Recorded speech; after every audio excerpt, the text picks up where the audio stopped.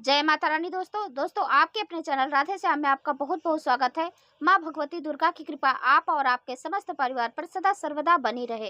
तो दोस्तों आज माता का दर्शन करते हुए, माता का स्थापना की वीडियो देखते हुए आप यह कथा सुनेंगे, दुर्गा सप्तशती का मध्यम चरित्र। तो माता का यह पहला अध्याय हमने सुनाया है, अभी हम दूसरा अध्याय सुनाने जा रहे हैं, यानी दूसरा चरित्र।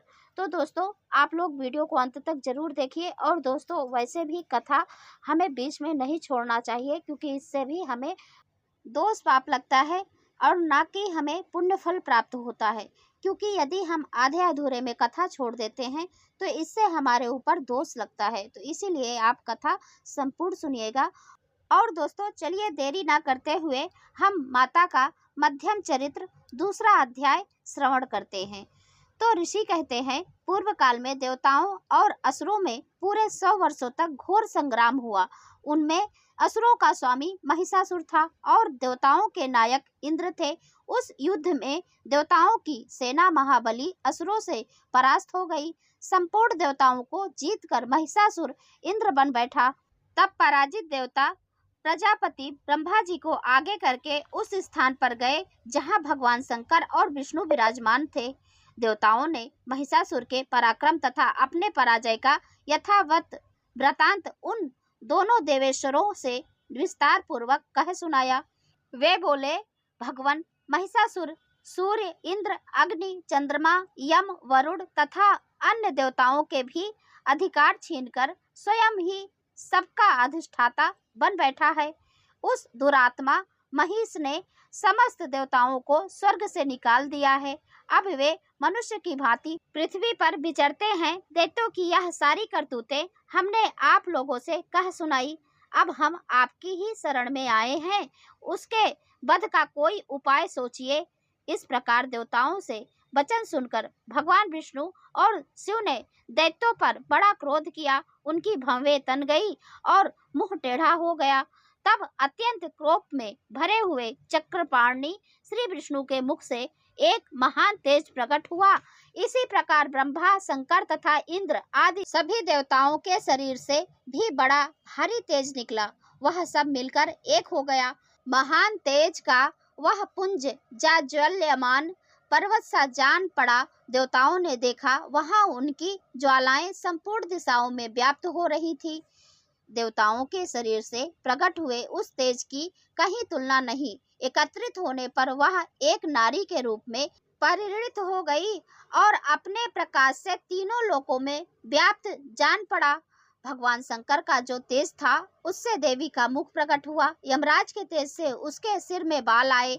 श्री विष्णु भगवान के तेज से उसकी भुजाएं उत्पन्न हुई। चंद्रमा के तेज से दोनों स्तनों का और इंद्र के तेज से मध्य भाग कटी प्रदेश का प्रादुर्भाव हुआ। वरुण के तेज से जंघा और पिंडली, पृथ्वी के तेज से नितंब भाग प्रकट हुआ। ब्रह्मा के तेज से दोनों चरण और सूर्य के तेज से उनकी अंगुलियां हुई। वासुओं के तेज से हाथों की अंगुलियां और कुबेर के तेज से नासिका प्रकट हुई। उस देवी के दांत प्रजापति के तेज से और तीनों नेत्र अग्नि के तेज से प्रकट हुए थे। उनकी भवें संध्या के और कान वायु के तेज से उत्पन्न हुए। उसी प्रकार सभी देवताओं के तेज से ही उस कल्याणमयी देवी का आविर्भाव हुआ। तदंतर देवताओं के तेज पुंज से प्रकट हुई देवी को देखकर महिषासुर से सताए हुए देवता बहुत प्रसन्न हुए। पिनाकधारी भगवान शंकर ने अपने त्रिशूल से एक त्रिशूल निकालकर उन्हें दिया। फिर भगवान विष्णु ने भी अपने चक्र से चक्र उत्पन्न करके भगवती को अर्पण किया। वरुण ने भी शंख भेंट किया। अग्नि ने उन्हें शक्ति दी और वायु ने धनुष तथा बाण से भरे हुए 2 तरकस प्रदान किए। सहस्त्र नेत्रों वाले देवराज इंद्र ने अपने वज्र से वज्र उत्पन्न करके दिया और ऐरावत हाथी से उतार कर 1 घंटा भी प्रदान किया। यमराज ने कालदंड से दंड, वरुण ने पास, प्रजापति ने स्फटिकाक्ष की माला तथा ब्रह्मा जी ने कमंडल भेंट किया। सूर्य ने देवी के समस्त रोम कूपों में अपनी किरणों का तेज भर दिया। काल ने उन्हें चमकती हुई ढाल और तलवार दी। क्षीर समुद्र ने उज्जवल हार तथा कभी जीर्ण न होने वाले दिव्य वस्त्र भेंट किए। साथ ही उन्होंने दिव्य चूड़ामणि, 2 कुंडल, कड़े, उज्जवल अर्ध चंद्र, सब बाहुओं के लिए केयूर, दोनों चरणों के लिए निर्मल नूपुर, गले की सुंदर हसली और सब अंगुलियों में पहनने के लिए रत्नों की बनी अंगूठियां भी दी। विश्वकर्मा ने उन्हें अत्यंत निर्मल फरसा भेंट किया। साथ ही अनेक प्रकार के अस्त्र और अभेद कवच दिए। इनके सिवा मस्तक और वक्ष स्थल पर धारण करने के लिए कभी न कुम्भलाने वाले कमलों की मालाएं दी।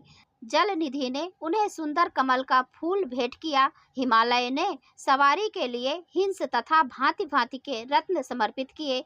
धनाध्यक्ष कुबेर ने मधु से भरा पान पात्र दिया तथा संपूर्ण नागों के राजा शेष ने, जो इस पृथ्वी को धारण करते हैं, उन्हें बहुमूल्य मणियों से विभूषित नागहार भेंट किया। इसी प्रकार अन्य देवताओं ने भी आभूषण और अस्त्र शस्त्र देकर देवी का सम्मान किया। तत्पश्चात उन्होंने बारंबार अट्टहास पूर्वक उच्च स्वर से गर्जना की।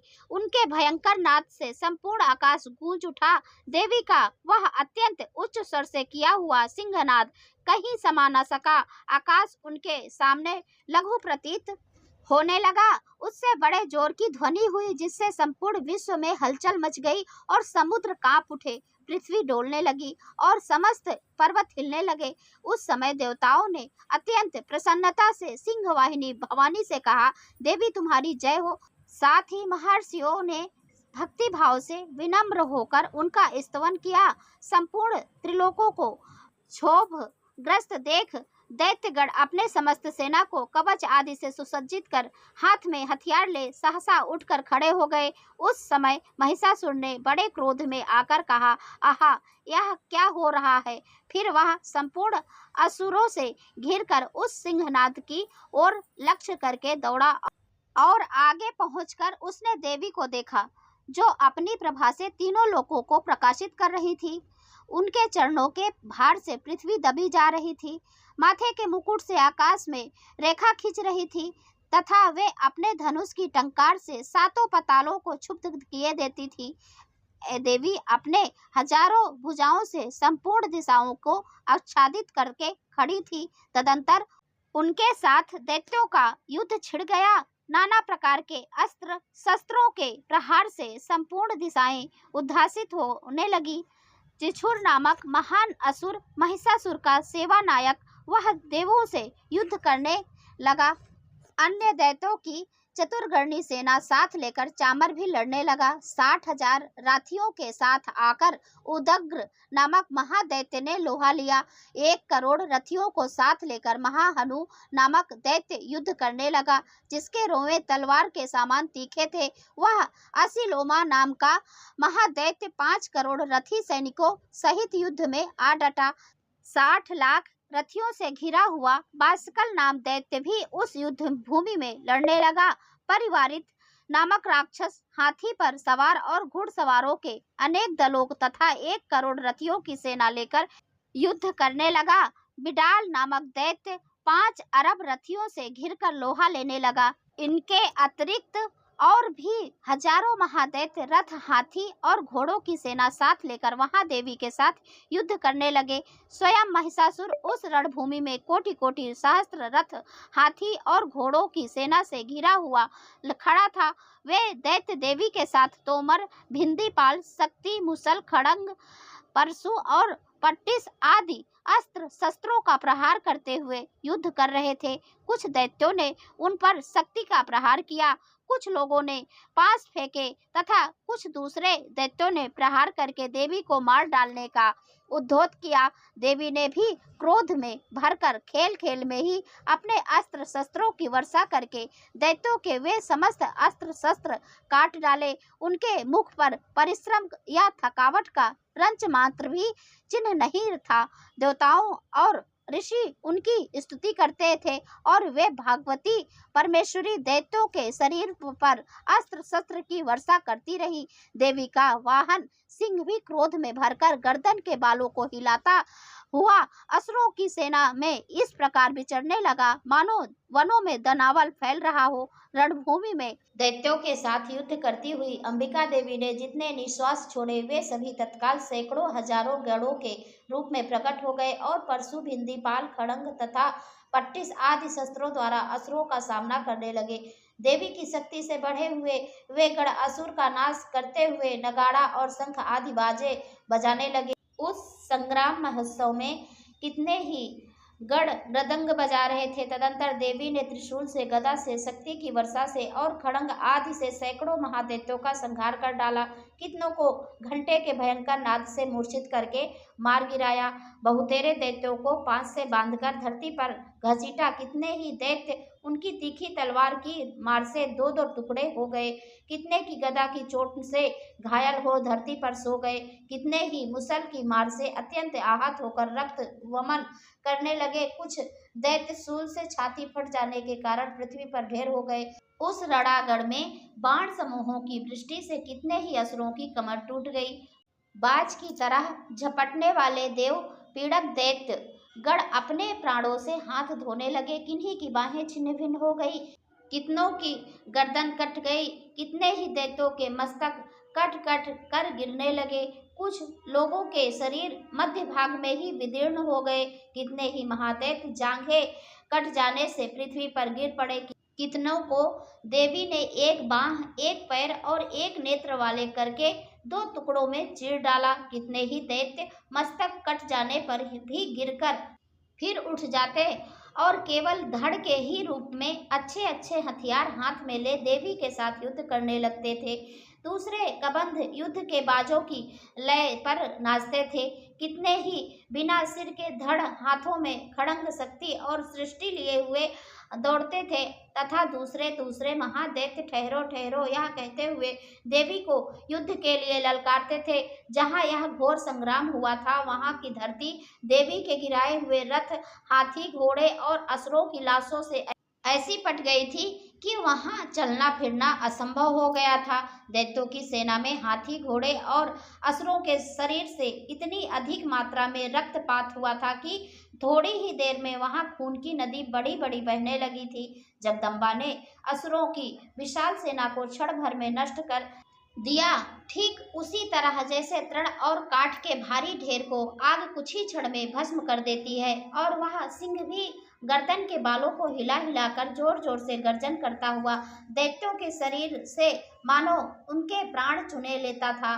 वहां देवी के गण ने भी महादैत्यों के साथ ऐसा युद्ध किया जिससे देवतागण उन पर आकाश से फूल बरसाने लगे और उन सब से बहुत संतुष्ट हुए।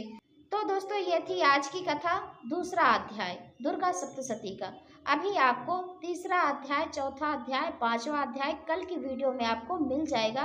तो दोस्तों कल की वीडियो भी जरूर सुनेंगे ये उम्मीद करती हूँ। और दोस्तों अब मैं मिलती हूँ अगले वीडियो में, तब तक के लिए नमस्कार। और दोस्तों वीडियो देखने के लिए बहुत बहुत धन्यवाद। और दोस्तों लाइक तो ज़रूर ही कीजिएगा, आपके एक लाइक से हमें बहुत हिम्मत और प्रेरणा मिलती है। और दोस्तों हमें इससे पता भी चलता है कि आपको इस तरह की वीडियो अच्छी लगती हैं। तो यदि वीडियो अच्छा लगा हो, थोड़ा भी अच्छा लगा हो, तो आप एक लाइक तो ज़रूर ही कीजिएगा। नमस्कार।